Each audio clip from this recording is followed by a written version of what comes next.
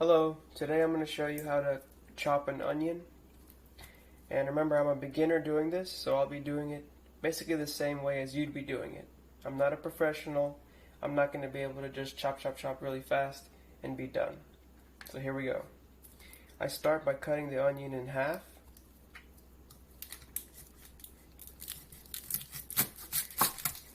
Also, you have to have a very sharp knife when cutting an onion, because when it's dull, you won't be able to do very much cutting. I'll just set one half aside. Take half of an onion, and then you have to peel it.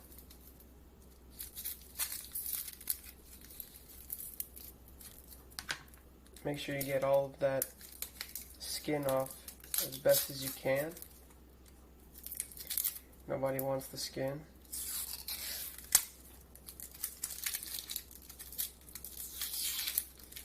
I just took most of the onion.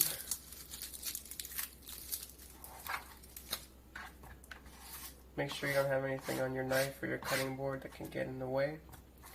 And then what you do is you make cuts going straight down like this.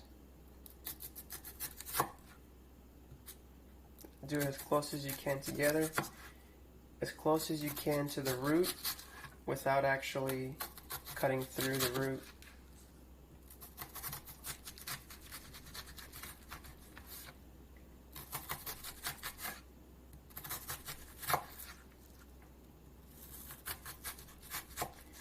Then what I do, you do a cut horizontally, one, and another one right below it, and then you gotta straight up and down, just do cuts going very close together.